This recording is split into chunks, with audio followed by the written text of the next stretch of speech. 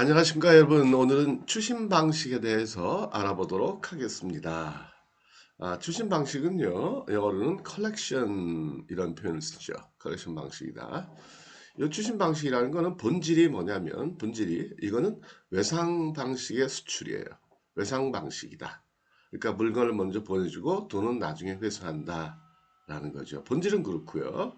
그 다음에 이 추심 방식이라는 거는 상당히 간단한 방식이에요, 생각보다는.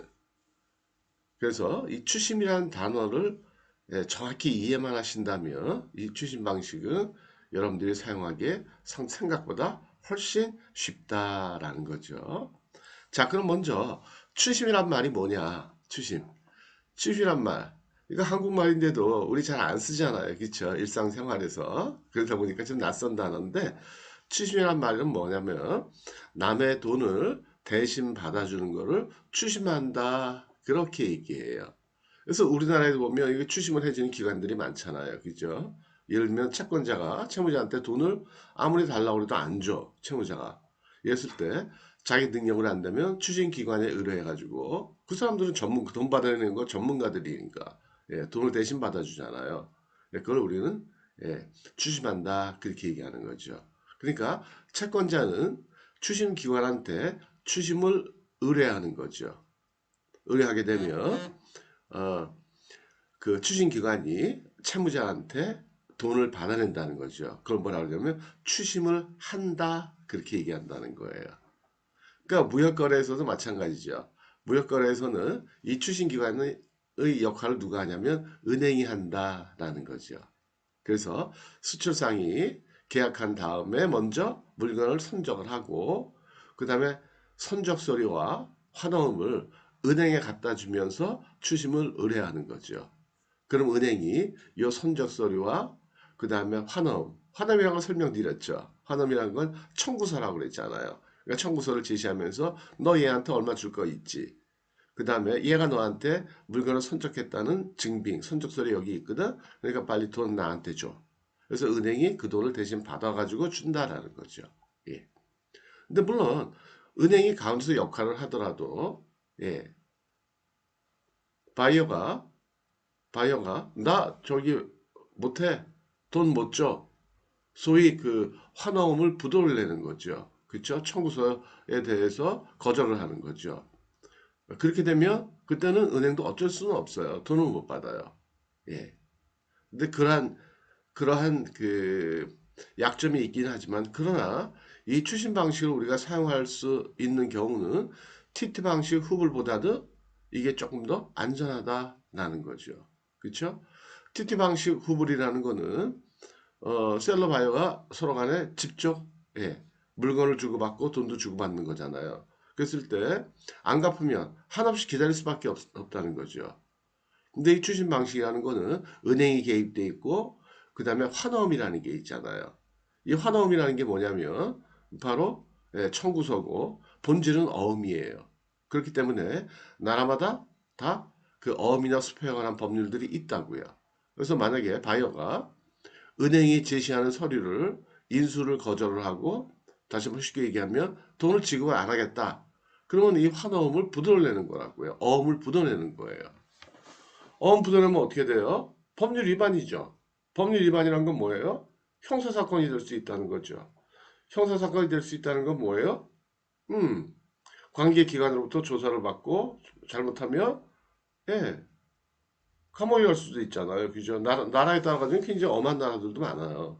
어음 부동내는 거에 대해서. 예. 그래서 조금 더 바이한테는 TT 방식 후불보다는 부담이 된다. 돈 갚는데 신경을 쓴다라는 거죠. 이해가 되시겠죠? 그래서 다시 정리해드리면 추진 방식 거래를 할 때는 일단은 계약을 체결한 다음에 물건을 먼저 보내주긴 해야 된다. 그 다음에 여러분들은 물건을 보냈다는 그 증빙, 선적 서류 있죠? 뭐 BL이나 인보이스 패킹리스트 이거 하고 그 일건 서류하고 그 다음에 환어음을 하나 작성을 해야 돼요. 그쵸? 은행한테 돈 받아 달라니까 누구한테 얼마를 언제까지 받아주세요라는 거를 확실히 얘기를 해줘야 되잖아. 그게 바로 뭐냐면 환어음이거든요. 환어음하고 음, 선적서를 갖다가 여러분들 주거래 은행, 예를 들어 뭐 신한은행 잠원동 지점이다. 그럼 신한은행 잠원동 지점에다 갖다 주면 된다는 거예요. 갖다 주게 되면 은행이 요거를 다시 수입상의 은행한테 보내서 수입상의 은행이 수입상한테 추심을 해서 돈을 받아서 예, 여러분들한테 돈이 들어온다. 그러니까 TT 방식 후불보다는 바이한테 상당한 압력이 된다라는 거죠. 그렇죠? 돈을 일단 안 넣으면 어떻게 되는 거예요? 안 넣으면 부도내는 게 되니까 부도내면 처벌받을 수도 있다는 얘기죠. 이해가 되시죠? 그래서 이렇게 한번 테스트 해보시면 돼요. 여러분들이 기존에 TT 방식 후불로 거래를 했었는데 야 이제부터는 추신 방식으로 좀 바꾸자 라고 얘기했을 때 바이의 반응이 어떨까요? 1번 상당히 기뻐한다. 2번 상당히 불쾌해한다. 정답은요. 2번 상당히 불쾌해요. 나를 못 믿는 거야? 나를 처벌받게 하려는 거야? 뭐 이렇게 생각할 수도 있다는 거예요. 그만큼 부담이 되는 거래가 바로 뭐냐면 주식거래. 셀러 입장에서는 그만큼 안전한 거래다라는 거죠. 그러나 말씀드린 것처럼 바이오가 고집 피우고 안 갚는다. 나 처벌 받을래. 돈은 못 줘. 그러면 그건 못 받는 거예요. 은행의 역할이라는 거는 대신 받아주는 거지. 대신 받아주는 거지. 자기 돈을 지급해 주는 것은 아니다. 라는 거예요. 이해가 되시죠? 예. 그래서 여태까지 TT 방식 후불로 거래하신 분들이 계시다면 이 방식을 한번 고려해 보세요. 그래서 한번 제시를 해 보세요. 야, 추신 방식이라는 게 있는데 그걸 한번 하자. 라고 얘기하셔도 상관은 없겠다라는 거예요. 그 다음에 미국의 그 대기업체들 한국에서 수입할 때 보면은 뭐 월마트도 그런 것 같고요. 이런 데들 보면은 되게 45일짜리 추심으로 수입을 하는 경우들이 많더라라는 거예요. 예, 예. 자, 그 참고로 말씀드렸고요. 예. 그럼 또 구체적으로 말씀드리면 복잡해지니까. 어쨌든 TT 방식 구울보다는 좀 안전하다. 그러니까 우리 가정에서도 그렇잖아요. 그쵸? 오빠가 여동생한테 돈 꿔달라고 그럴 때 믿으면 그냥 꿔주는 거지만 혹시 잘 못 믿겠다. 그쵸? 그러면 이제 아빠를 통해서 아빠가 이놈 돈 갚어 이런 역할을 해주신다는 거지. 그럼 조금 더 돈 받기가 안전할 수 있다라는 거예요. 자, 한번 그러면 써있는 내용을 보면서 정리해 드릴게요. 추진 방식이란 수출상의 수출상의 의뢰를 받은 추심 의뢰 은행이 자, 수출상의 의뢰를 받았다라는 것은 뭐예요? 여러분들이 수출상이라면 여러분들이 선정을 한 다음에 헌화원과 선적서를 은행에 갖다가 제시하는 거죠. 갖다 주는 거죠. 예. 받은 추심 의뢰 은행. 추심 의뢰 은행이라는 건 누구예요? 예, 얘는 수출상의 주거래 은행. 여러분들 주거래 은행이에요. 예. 근데 말이 좀 어렵게 써 있죠. 그죠? 이 추심은행을 통해 추심은행이라는 건 수입상의 거래은행을 얘기하는 거고요. 환어음 및 선적 서류를 환어음은 어디서 구하면 된다고 그랬죠? 네, 환어음은 여러분들 주거래은행 신한은행이다. 그러면 신한은행 홈페이지에 들어가서 다운받으시면 돼요. 작성하는 방법은요. 그 은행원한테 잠깐 물어보면 돼요. 한 1, 2분이면 끝나요. 그 다음에 선적 서류를 선적 서류 그러면 기본적인 세 가지 뭐라고 그랬죠? BL, 커머셜 인보이스, 패킹 리스트를 수입상에게 지시하여 대금을 회수하는 거래다.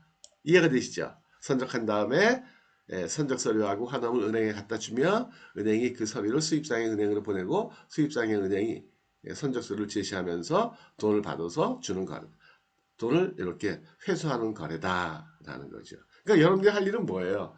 계약서 쓴 다음에 선적하고 선적 서류하고 환원만 은행에 갖다 주고 기다리시면 돼요. 빠르면 한 일주일 내에 돈 들어와요. 아니면 일주일 내에 연락이 와요. 너 망했다. 부도 났다. 그 연락이 와요. 물론 이제 DP 거래일 때 그런 거고. 예. 그 다음에 이 추진 방식 거래는 DP가 있고 DA가 있어요. 그건 이제 내일 다시 설명드리도록 하고요. 어쨌든 지금은 추진 방식의 개념만 잡고 계시면 돼요. 어떻게? TT 방식 훌보다는 대금 회수가 좀 안전하다.